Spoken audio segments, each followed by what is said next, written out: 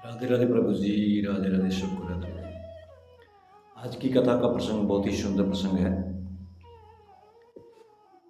कथा के प्रसंग का नाम है अच्छे लोग और बुरे लोग। एक बार गुरु श्री नानक जी अपने शिष्यों के साथ किसी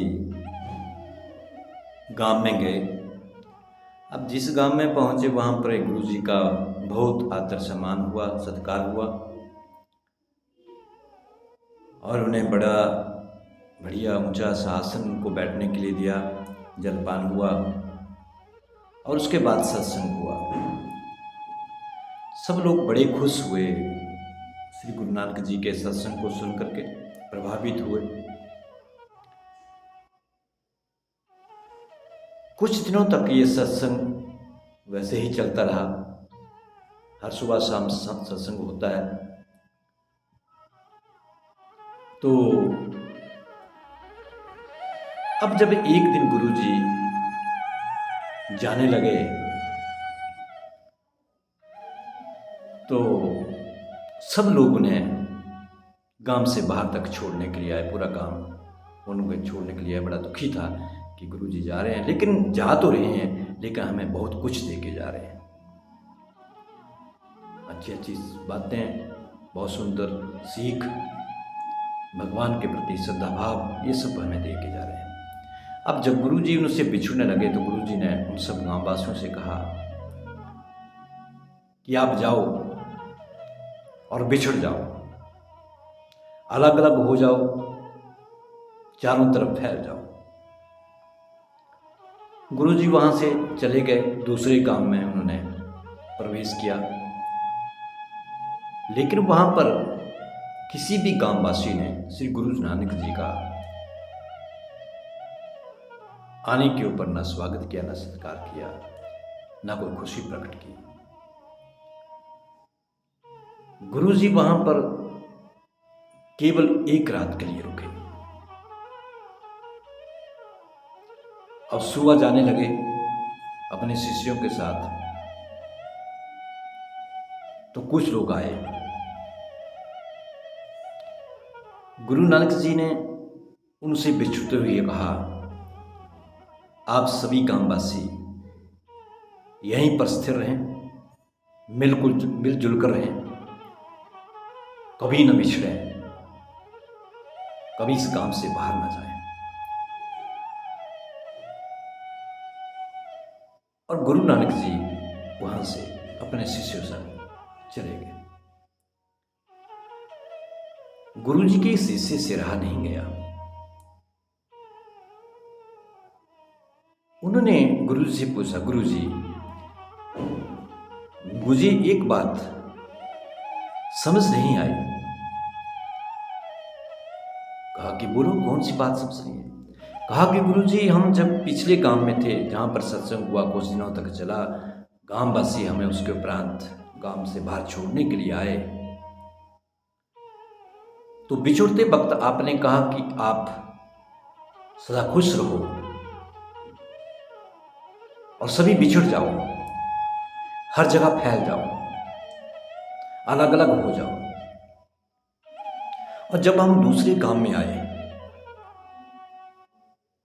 तो कुछ लोग हमें जब छोड़ने आए तो आपने उन लोगों से कहा कि आप हमेशा इकट्ठे रहो, मिलजुल कर रहो, इस गांव से बाहर न जाओ और यहीं पर एकत्र होकर के रहो।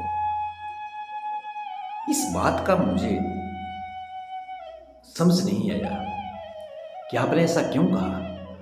जो लोग हमारा आदर सत्कार भाव पूजा पाठ, प्रभु के प्रति जिनका समर्पण ये सब कुछ था, उनके लिए आपने कह दिया कि आप बिछुड़ जाओ, फैल जाओ, एकजुट ना रहो।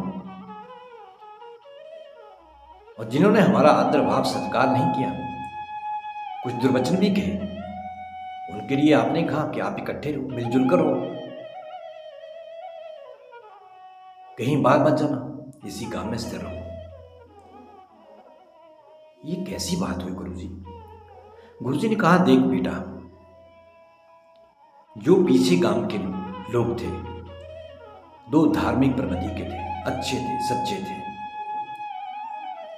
पूजा पाठ में, कथा भजन में, चिंतन में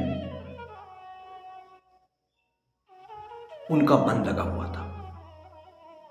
इसलिए मैंने उन्हें कहा कि अच्छाई जहां पर जितनी ज़्यादा फैलेगी उतना ही लोगों का भला होगा, और जहां जहां तक वो लोग जाएंगे, फैलेंगे, हर तरफ वो धार्मिक प्रवचन, सत्संग, कथाएं यही लोगों को सुनाएंगे, और पूजा पाठ, ध्यान, भजन, कीर्तन यही वो संदेश देंगे।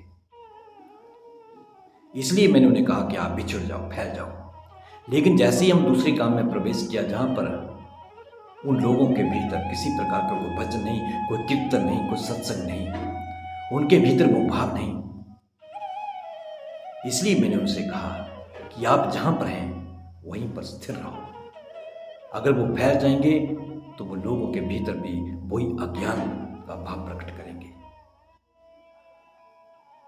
और सब लोगों को वो अपनी तरह ही बना देंगे। किसी मनुष्य का आदर भाव सत्कार उनके भीतर नहीं होगा।